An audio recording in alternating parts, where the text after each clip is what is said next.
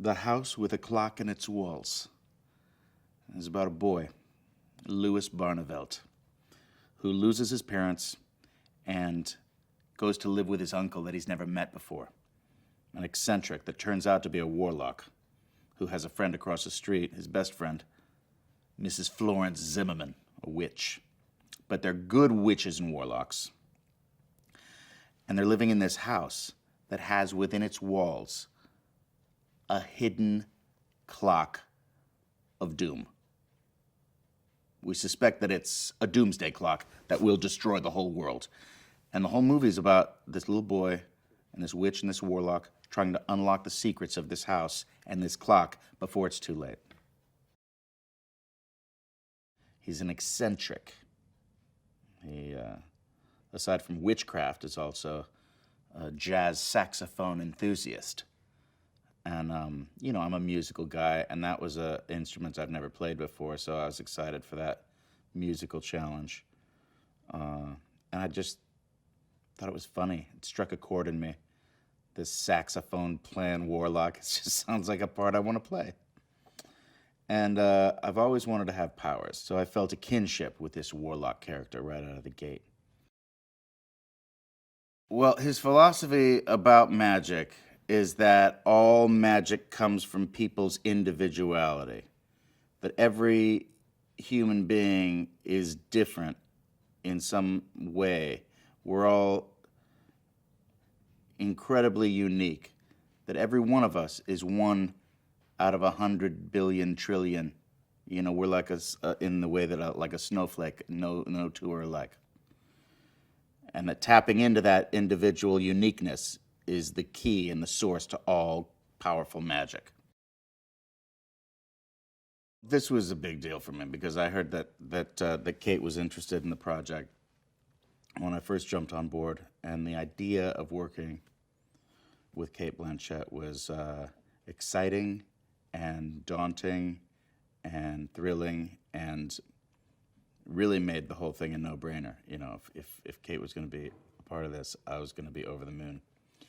And and once it was a done deal, I had told everybody I knew, I'm working on a Cate Blanchett movie. It's just a thing that me and Cate Blanchett are working on together. We're going to be working on a lot of scenes together and acting up a storm together. The kid's such a good actor, you know, and it's really key because at the end of the day, this is really his story. Me and Mrs. Zimmerman are sort of there to help him along his journey of discovery and into adulthood, you know, learning as he goes and through some very tough emotional times.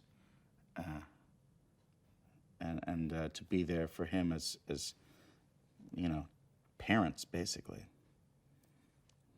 But we see the world of witchcraft and magic through his eyes.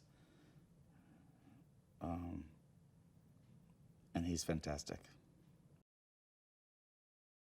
There's something so effective about his approach to this character because it comes from a stillness and a relaxation and a relish, a pleasure that he takes in his plan. It was chilling. And while I was watching him, I was getting jealous because I was thinking, God, that looks fun to be pure evil.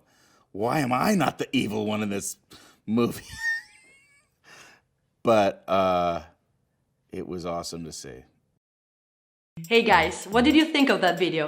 Now stay with me as I have a pretty interesting behind the scenes fact for you. Now, a lot of work goes into the making of movies, and sometimes accident can happen during production. The largest number of fatalities ever in a production of a film occurred during the shooting of the 1931 film Viking, when a ship they were shooting from exploded in the ice off the coast of Newfoundland. 27 people died, including producer and co-director Varric Frissell, as well as collaborator A.G. Penrod. The incident is one of the most infamous in movie history, and the film was made in tribute to those who lost their lives. The opening cards describing the accident and the film are genuinely touching. On that sad note, I will leave you and remind you that we publish new videos every day, so be sure to subscribe for more great content. See you soon!